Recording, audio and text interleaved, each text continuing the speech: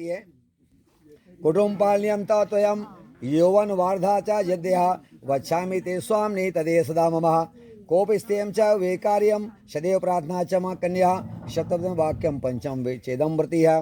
हे स्वामी, जवानी तथा वृद्धावस्था में भी कुटुंब का पालन करना। अब वो ये नहीं कह रही कि मेरा पालन करना, आप अपने माता पिता की सेवा जिंदगी भर करो, उसमें मेरे को कोई तकलीफ नहीं। अभी नहीं मैं जा रही हूँ तो मेरी सेवा करना, माता पिता छोड़ो, ऐसा नहीं करिए। वो कह रही है कि माता पिता का जिंदगी भर जब तक जवान रहोगे तब तक सेवा करो, हमें कोई इनकार नहीं है। और जो वस्तु समय अनुसार मांगूं तो वो मुझको ला कर देना, लेकिन मन में क्रोध मत करना, क्योंकि वो किससे मांगेगी? आप उसके पति देवता तो आपसे मांगेगी, है ना भाई। सोना है, चांदी है, घर का जो सामान खत्म हो गया तो आपसे तो कहेगी। लेकिन आप गुस्सा करेंगे तो किसके लिए गुस्सा करेंगे पहले बताइए? किससे मांगेगी? क्या बाहर वाले से मांगेगी, गांव वाले से मांगेगी, बस्ती से मांगेगी?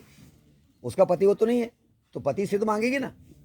तो वो लाकर आपको देना। आपके पास व्यवस्था नहीं है, आपके पास पैसा नहीं है, तो आप उसमें गुस्सा करने की जरूरत नहीं। आप समझा सकते आज नहीं मैं कल दे सकता हूँ, ला सकता हूँ, है ना भाई। लेकिन उसमें गुस्सा करके लड़ोगे तो उससे कोई फायदा होगा नहीं, क्योंकि अपने जो सामान कमी है उस सामान को मांग रही है ना, अन्यथा दूसरा सामान तो नहीं मांग रही है। तो वही कह रही है कि वस्तु समय अनुसार मांगू, वह सब कृपा करके मुझे देना, और चित्त में क्रोध न लाना, यही मेरा सर्वदा मेरी प्रार्थना है। क्योंकि गृह में क्रोध करने से गृह की अचल लक्ष्मी जो है वह चली जाती है। ये आज से आपकी क्या हो गई? लक्ष्मी हो गई। भाई स्त्री क्या है? 9 रूप है, लक्ष्मी है, दुर्गा भी है, सरस्वती है, सब उसी में समाहित है। वही बहन है, वही भाई है, वही पत्नी है, समझ गए। अभी ये पत्नी बनी है, हो सकता है अगले जन्म में किसी के पति रहा हो तो जीव, तो ये क्रम बदलते रहता है, ठीक है। हो सकता है आप पहले किसी की पत्नी रहे हो तो आज पुरुष, आज किसी की पति हो, तो ये क्रम बदलते रहता है। इसीलिए वो कहती है कि आप मेरा पालन करना और क्रोध मत लाना। और इस प्रकार जो है 5वें वाक्य में कहती कन्या, 6वें वाक्य में कन्या कहती है, क्या कहूँ, क्योंकि अगर अचल लक्ष्मी चली गई तो विशेष आपसे क्या विनय करूं, यही मेरा 5वां वाक्य है, ठीक भाई। जब सब कुछ चला ही जाएगा क्रोध करने से तो अपन जिएंगे कैसे, है ना भाई ये। और 6वें वाक्य में कन्या कहती है, सर्वे बंधु कहती है कि हे स्वामी, मेरे सारे संबंधी आपके दास भाव को प्राप्त हो गए। मतलब आज इनके पिता की पगड़ी जो है आपके चरणों में झुक गई। दास भाव का मतलब, दास क्या होता है? सेवक, है ना भाई। आज कन्या को दे रहा है तो आप बड़े हैं, ये छोटे हो गए, ठीक है, बात समझ में आई यहाँ तक। और उसके बाद में क्योंकि उन्होंने मुझे जल और कंकण, आपने जल को प्रेषण किया, अग्नि किया, हवन किया, लाई प्रसाद, सब कुछ भगवान को आहुति दिखनी थी, इनको साक्षी मान करके तो कार पूजा किया ना आपने। और अब ये न कहना कि मेरे परिवार वाले ने क्या दिया, ये बात में मत कहना। आप जो दिया आपके सामने दिया, लड़की भी आपके सामने है ना, जो दहेज भी दिया वो आपके सामने है। बाद में ये ना कहना कि आपके परिवार वाले ने मुझको क्या दिया, और यही कहना सबसे बड़ी हमारी गलती होती है वर पक्ष की।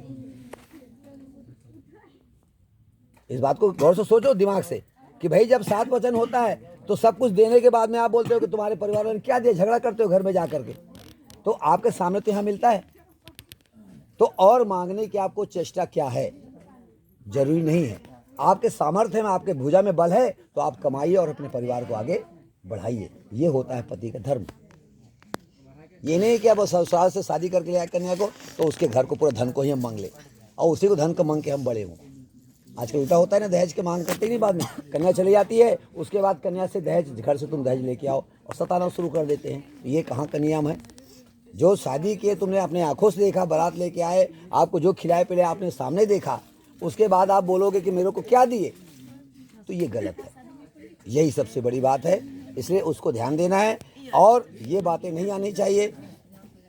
तो कदाचित ऐसा ना कहना, और बंधुजन मुझे क्या दिया, गृह में ऐसी बातें करने से परस्पर आपस में कलह यानी झगड़ा होता है। और उसके बाद ऐसी बातें करने से अगर किसी समय मुझसे अगर दुर्वचन निकल जाए, भाई ये चमड़े की जबान है, अगर मान लो शब्द अशब्द निकल गया तो आप मेरे पति देवता हैं और देवों का काम है, बड़ों का काम है क्षमा करना, है ना। तो अगर किसी समय मुझसे भूल वचन दुर्वचन निकल जाए तो उसे आप क्षमा करके, और क्योंकि स्वामी सदा दासों का अपराध क्षमा करते हैं, यह मेरा षष्ठम वाक्य है। ठीक है, अब हाँ बोलो ना। हाँ। फिर आप हला दिए मुड़ी। सातवें वाक्य में क्या कहते हैं? होमे यज्ञ विवाहे च कन्यादाने तव्रते अचल ग्रंथि मादाय भौतस्य सहायनी सह सखा च नौ विष्णु मना त्वं भर्ता व्रजा ब्रह्मणा कृतो पूर्वे विधानेन कुलोत्तमा कन्या सतम वाक्य शतम चेदम व्रति। जब विष्णु भगवान सैया पे सोए हुए थे और लक्ष्मी भगवान का पैर दबा रही थी, तो उसके गुरु आए और गुरु ने कहा कि मेरे सामने, गुरु खड़ा था लेकिन भगवान कुछ नहीं बोले और पैर दबा रही लक्ष्मी, उसने छाती पे भगवान को लात मार दिया। तो छाती पे जब भगवान को लात मारा तो भगवान ने ये पूछा कि बताओ गुरुजी, आपको दर्द तो नहीं हुआ? दर्द किसको होना चाहिए? भगवान को होना चाहिए।